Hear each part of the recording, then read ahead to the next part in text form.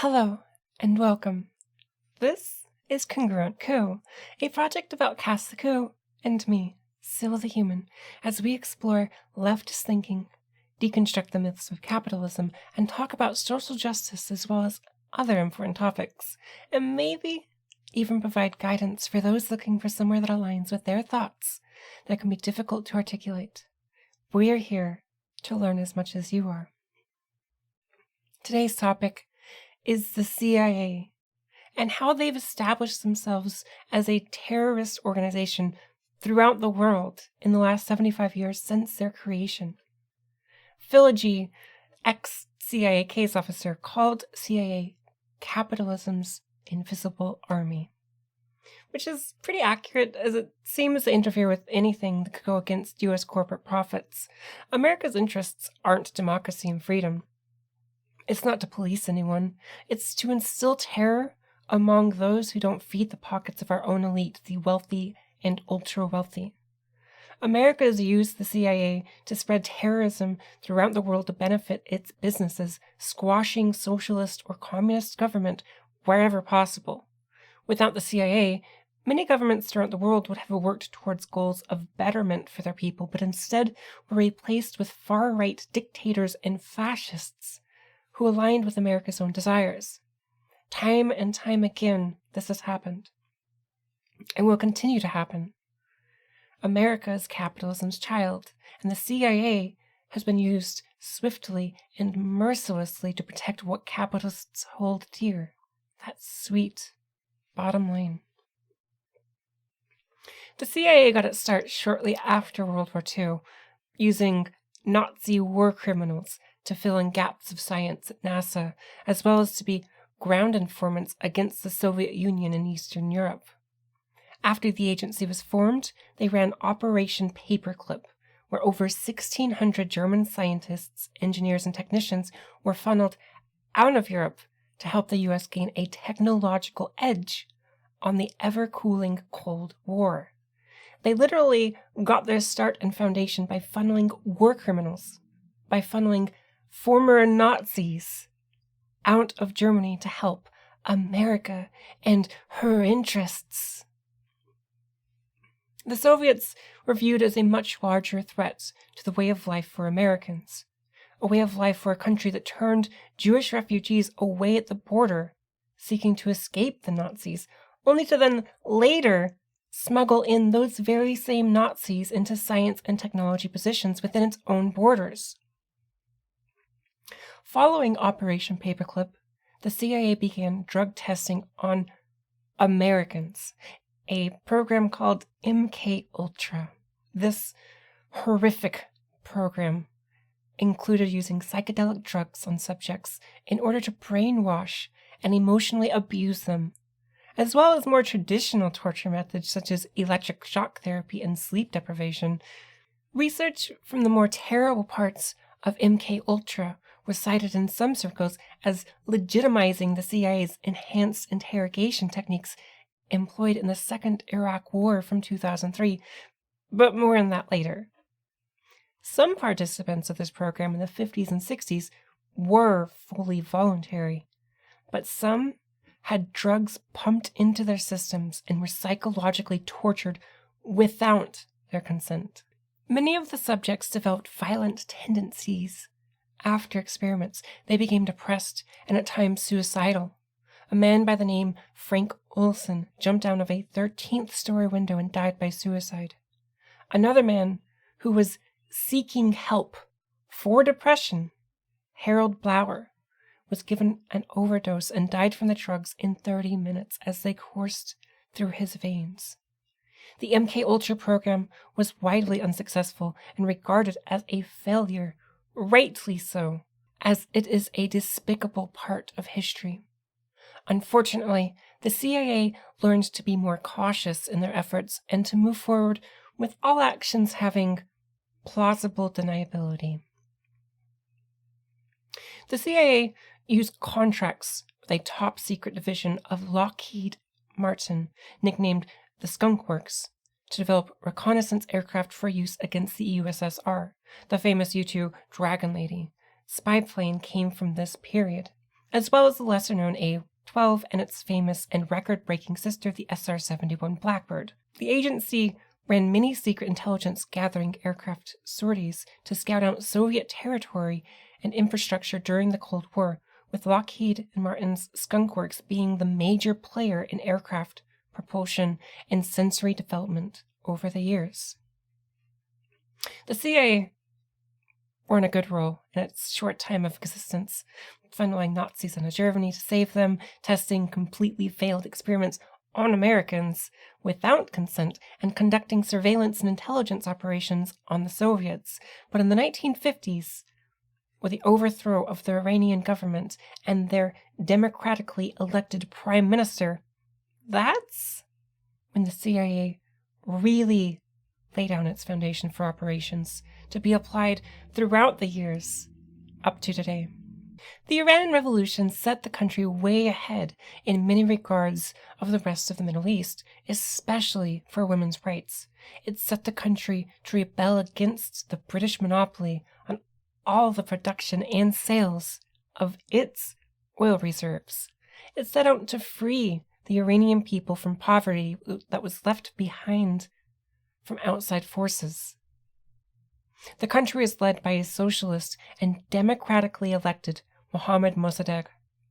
This and the country's wealth of oil reserves among its long border with the Soviet Union led to the 1953 coup d'etat. Cassie, not a coup, a violent overthrowing of a government. The CIA led this coup to instill a far-right autocracy to run the country, forging a close relationship with America. Starting the 60s off with a strong foot was the Bay of Pigs invasion. This is where CIA-backed Cuban exiles raised a resistance to try to stop Fidel Castro from implementing a government under his own control. Their invasion was a complete disaster, however, and contributed to rising tensions between Cuba and America. Most everything can be linked back to the combating of communism, something that is entirely anti-American because it is anti-capitalism. Surely, this failure couldn't have any dire consequences like, something about a Cuban Missile Crisis? Cut to chew on. Che Guevara helped Castro take over Cuba, with his belief for fighting injustices for oppressed people wherever they may be. He was a revolutionary. He left Cuba after the success to help fight oppression around the world. While in the Congo, Castro released a farewell letter written by Guevara, making him wary of returning to Cuba. And so, he instead made his way to Bolivia. This is where he was captured and murdered with help of intelligence supplied by a CIA operative. Speaking of, the CIA saw a newly independent Congo as a place to establish control. They began operations to combat evil communism in a place particularly rich with natural resources that also served strategic importance in the region in Western Heights. Surprise, surprise. The CIA helped fuel the killing of democratically elected and first prime minister of the new Democratic of the Congo, Patrice Lumumba. They then helped to set the stage for the former leader of the military, Mobutu Seko, to hold a coup in 1965. He reigned for 32 years between 1965 and 1997. The CIA loves installing fascists and dictators around the world, as they will work as allies in the pursuit of exploitation and profits. In the 1960s in Indonesia, the CIA once again was fighting the world of communism. Following a failed coup in 1958, they focused their efforts to destabilize the Indonesian government under President Sukarno, a president they feared could open up the country to communism because of his support with the Communist Party of Indonesia. Another failed coup in 1965 led to the massive massacres of anyone who could be a communist including leading to the removal of President Sukarno. With the CIA's intervention, 500,000 to 1 million people were labeled as communists and killed. An absolutely horrifying figure. The CIA took things one step further in their efforts in Vietnam with the Phoenix program. The program was created to help destroy the Viet Cong through really, and I cannot stress this enough, really despicable means, such as assassinations, capture, and torture.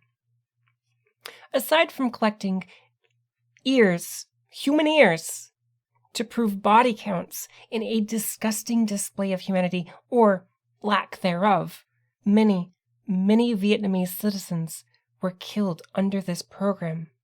The indiscriminate killings of people and the targeting of infrastructure to pursue their efforts really made this a truly evil patch in the history of the CIA. The Phoenix program, while running from 1965 to 1972, didn't end there, though. It set the standards for foreign intervention and CIA combatants and destabilization throughout their dealings with other governments from that time forward. Of course, to coincide with the Vietnam efforts, the CIA had their dealings with Laos and Cambodia. As recompense for encouraging opium and heroin exports, Laos and Cambodia allowed the CIA to operate intelligence and surveillance missions from their strategic positioning to Vietnam. Many of these drugs landed themselves in use by U.S. GI troops in Vietnam, leading to a massive amount of heroin and other drug addictions. The CIA has long been in business of drugs and drug trafficking, allowing those who further America's national security interests to be part of the international drug network. To quote Douglas Valentine, "If you're a general in Bolivia and you're assassinating leftists, the CIA will allow you to deal drugs. If you're Manuel Noriega and you're providing intelligence on revolutionaries in Central America, you're allowed to deal drugs. If you're a South Vietnamese general or an Afghan warlord, you're allowed to deal drugs because you're furthering the national security interests of the United States, which means its corporate as well as political and social interests." The CIA took a step further in Cambodia. In the early 1970s, the U.S. began B-52 strategic bombing missions to combat the Communist Party, Khmer Rouge. This had the opposite effect, as it gave the rural peoples of Cambodia a reason to back the Khmer Rouge and support Pol Pot's government.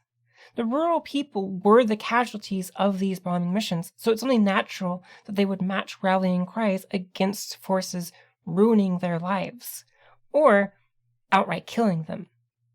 This led to the horrific dictatorship under Pol Pot, where the world saw the nightmarish truths of the Cambodian genocide, where 1.5 to 2 million people were killed. Over a quarter of Cambodia's population was wiped out. On to other parts of the world. The CIA took a particular interest in South America. Chile had its first Marxist president elected in 1970. Of course, this cannot be restated enough. The CIA likes to establish far-right dictators and fascist governments that will work with them for capitalism. And they saw communism as a threat to this ideal. In 1973, there was a successful coup against Salvador Allende, backed by the CIA. The new junta government, a military dictatorship, was led by the leader of the army, Augusto Pinochet, who proceeded to execute, torture, and lock in internment tens of thousands of leftists and political critics. But in the pursuit of capital, no life has meaning. In the 1980s, President Reagan approved CIA ventures into Nicaragua. They supported the Contras, a far-right group in opposition to the Marxist Sandinistas government. The CIA helped to funnel in weapons and arms to the Contras while funding the exportation of cocaine from the region abroad. Their efforts were overly unsuccessful, and the Sandinistas government remained in control of Nicaragua from 1979 to 1990, and again since 2006. A piece of cut for you to chew on. The Sandinistas government arose to pursue a society based on the socialist values of the Cuban Revolution. Another one of their goals was to eliminate U.S. imperialism that had plagued the area and the world. They had a successful coup after a decade of attempts against the dictator Anastasio Somoza. Since just 2006, under the Sandinistas, Nicaragua has become a stronghold of successful socialism. 90% self-sufficient in food, 99% of the population has electricity at home, of which over 70% of that is green energy. It has one of the best healthcare systems in Latin America, and since 2007 there have been over 20 state-of-the-art hospitals built. They have achieved one of the lowest COVID-19 mortality rates in the world.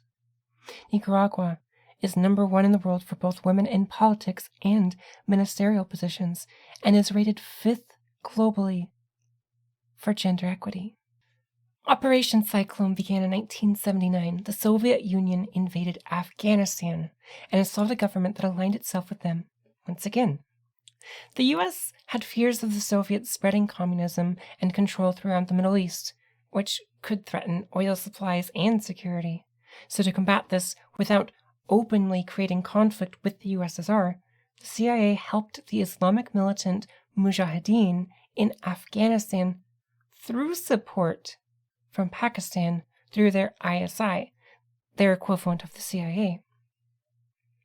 The Taliban and Al-Qaeda were composed of, and received training alongside the Mujahideen. The Taliban went on to install the Islamic Emirates of Afghanistan with a strict interpretation of Sharia. Al-Qaeda went on to pursue desires of turning the lands into an Islamic caliphate and to combat foreign intervention. After the 9/11 attacks in 2001, U.S. President George W. Bush invaded Afghanistan. He then turned his sights towards Iraq as a source of what God told him would be peace in the Middle East. Intelligence agencies like the CIA, the MI6, and Mossad disregarded intelligence that Saddam Hussein did not have weapons of mass destruction. Agencies and politicians pushing the false narrative that Iraq did have weapons of mass destruction gave justification to the invasion of Iraq in 2003.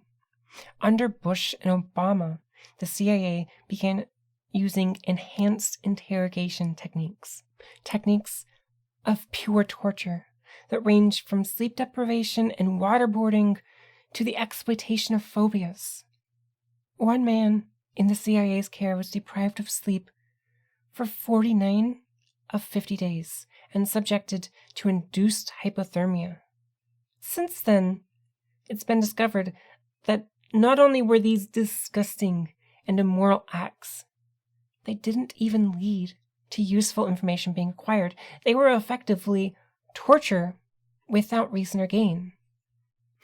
Douglas Valentine has said, Obama's dirty war in Afghanistan relies largely on immoral operations in which wives and children are used as bait to trap husbands, or are killed as a way of punishing men in the resistance. That is why CIA officers reign supreme. Like Ed Brady in Vietnam, they have no personal, religious, or social connection with the indigenous population. They are not bound by moral rules and are free to slaughter with impunity. CIA operatives are separated from those they murder in a way that allows them to simply not be affected, to not care. They are cold, heartless, and evil in its truest sense. The CIA has declassified documents over the years since its creation, but only of those things they are okay with the public knowing. Declassified documents aren't showing secrets. They're showing illegal activity the CIA is willing to admit to. There's a lot more that has gone on and is currently going on that will stay classified and we may never know anything about. It's not unreasonable to think that a portion of the classified material is as horrific and probably worse than things we already know about. The last thing to touch on about the CIA is their efforts of destruction and terrorism throughout the world would not be so accepted or funded if the people of America were actually informed. They have long established working relationships with mainstream media outlets to shine light only on what they deem okay to. In order for the CIA to have some control over their terrorism, as well as the international drug networks that they support, they need to control the media. And they do. To quote Valentine, once again, journalism in the U.S. is a traditional cover for CIA officers. And when the owners of the media aren't covering for the CIA, they're selling commercial time slots to the multinational corporations that in turn are selling you commodities made in sweatshops in foreign nations that have been subverted by the CIA. You could almost say there's no such thing as factual reporting.